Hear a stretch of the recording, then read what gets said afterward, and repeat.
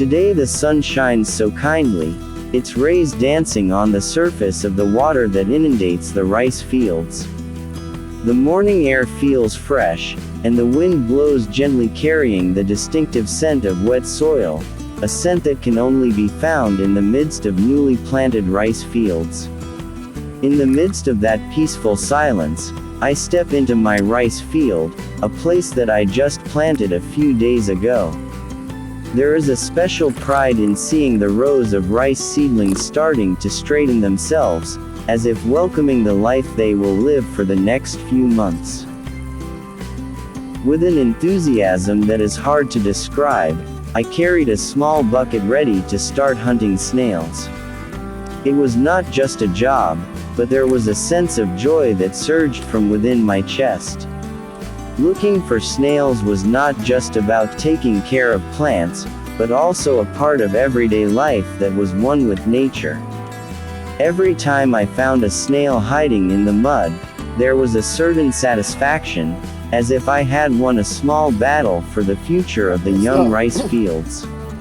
My steps along the rice field embankments felt light. Every now and then I stopped, dipped my hand in the water, carefully lifted the snails, then dropped them into the bucket.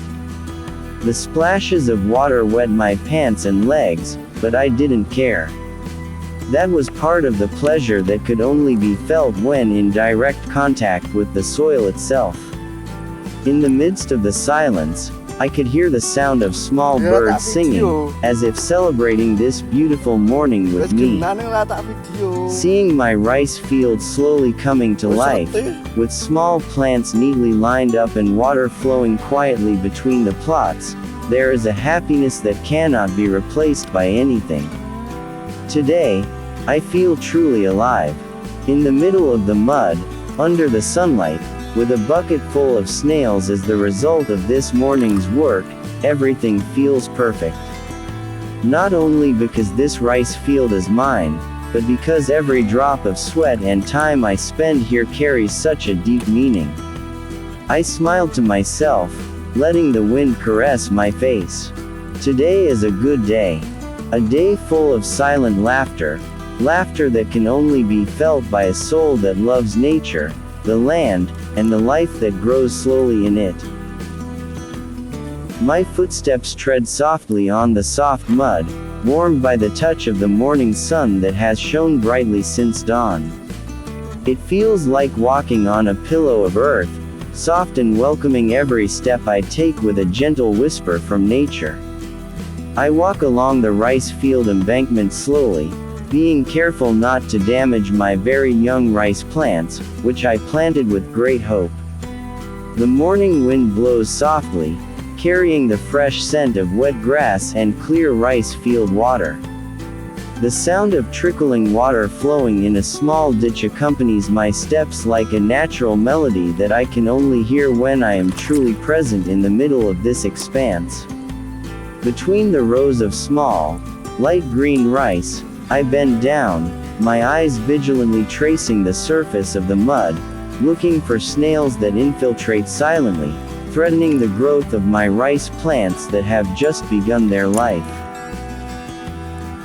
One by one I found them, the snails, most half buried in the mud, others tucked behind the fragile rice stalks.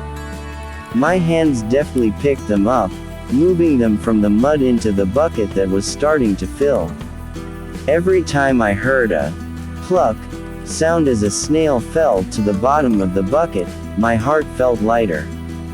Not only because I had managed to save the rice from that small threat, but because I was part of the process of preserving a life that had just begun.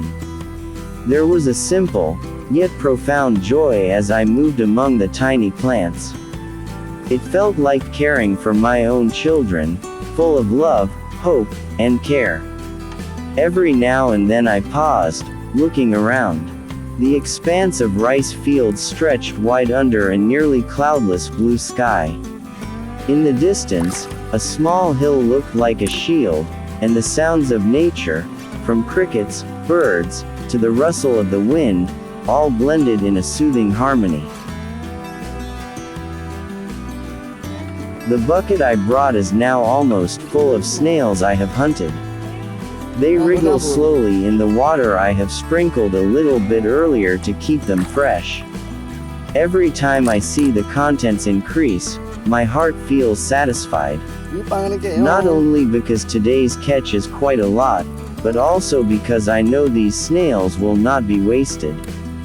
There are many benefits waiting from the results of my morning's work. Some of these snails I will later use as feed for my ducks. They love the chewy snail meat, and I am happy to see my ducks devouring it. Natural, fresh, and nutritious food, straight from nature, what could be better than that? Well-fed and healthy ducks will grow well, produce quality eggs, and all of that comes back to me as a farmer who depends on this simple cycle for a living. I will separate the larger snails. They have their own place in the kitchen. Cooked with spicy spices, they taste chewy, savory, with a unique sensation that cannot be compared to other foods. People in the village are often curious, sometimes asking for a little to try. There is a sense of pride when they praise the taste of the dish, even though the basic ingredients come from rice field mud, the result of their own hard work. But more than all that, what makes me most relieved is the fact that my rice fields are now a little safer. With the reduction of greedy wild snails, the rice seedlings that I have just planted have a greater chance of growing peacefully. There is nothing more pleasant than seeing rows of rice standing upright, their leaves facing the sky, as if saying thank you. Nature seems to be giving back for my efforts, and I accept it with an open heart. Today, I am not just hunting snails. I am re-inhaling the meaning of life from the land where I stand. I collect not only those little creatures, but also memories, hopes, and joys that will never run out even though time goes by. Today, my rice field is not just a rice field, it is also a field of happiness.